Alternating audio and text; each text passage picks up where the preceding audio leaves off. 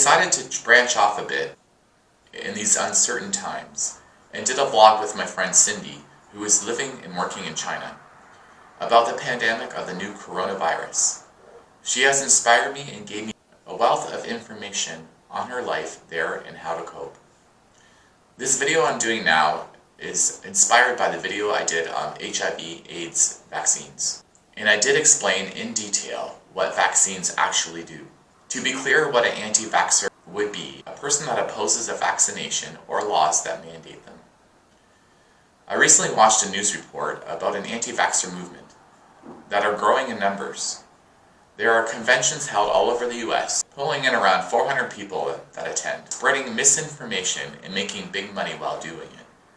Around 400 people attend and making around $10,000 while doing it. Three of the biggest leaders is Robert F. Kennedy Jr., JFK Jr.'s nephew, and the head of the nonprofit that funded anti-vax ads.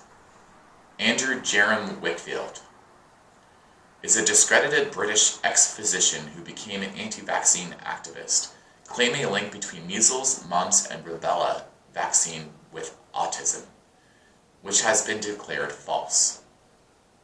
Del Matthew Bigtree is an American television and film producer who also became a prominent anti-vaxxer activist. He is the CEO of the anti-vaccination group Informed Consent Action Network. Samoa has arrested an anti-vaccination campaigner as the country continues to battle the deadly measles outbreak, which has killed at least 63 people, mostly young children. He spread false information claiming vaccinations are dangerous. Samoa declared a state of emergency and made vaccinations mandatory. Here are some vaccine myths.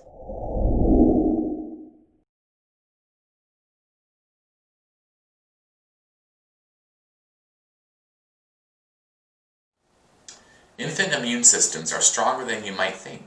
Even if all 14 scheduled vaccines were given at once, it would only use up slightly more than 0.1% of the baby's immune capacity.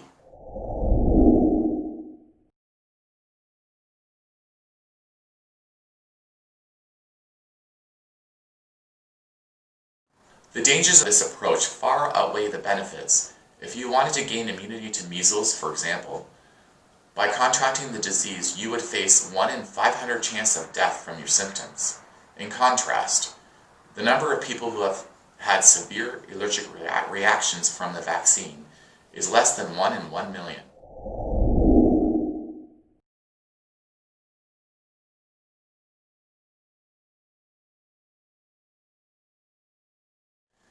People have concerns over the use of toxins in vaccines such as formaldehyde, mercury, or aluminum.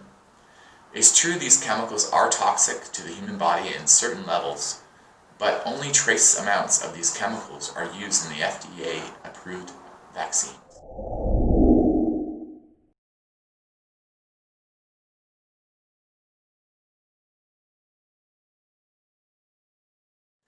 As for immediate danger from the vaccines, in the form of allergic reactions or severe side effects, the incidence of death are so rare they can't even truly be calculated.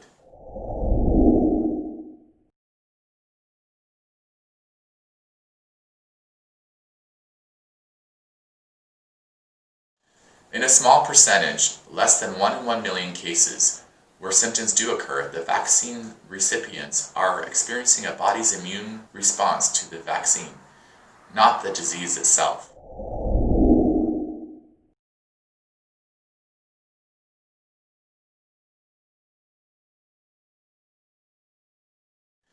If too many people don't vaccinate themselves or their children, they contribute to a collective danger, opening up opportunities for viruses and bacteria to establish themselves and spread.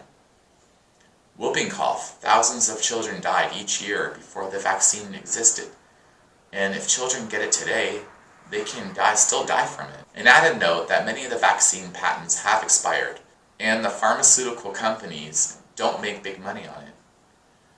Vaccines are a wonderful invention in the modern medicine. A simple injection can ward off many diseases today where many people had died in the past.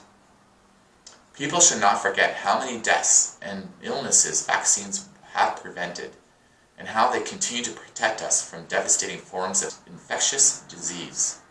Since I was diagnosed with HIV, I have received the flu shot for the last 3 years and have not had the flu since. I have received the vaccine Prevnar 13, which wards off pneumonia. I want to get the Shingrix vaccine to prevent shingles. This can have many severe symptoms and side effects if you get shingles, which I want to avoid. Recently my father has gotten it, and a young man at my work. Getting the real facts on vaccines can prevent many unnecessary symptoms of disease or death. As scientists scramble to create a vaccine for COVID-19, I feel our world will never be the same once we resolve this pandemic.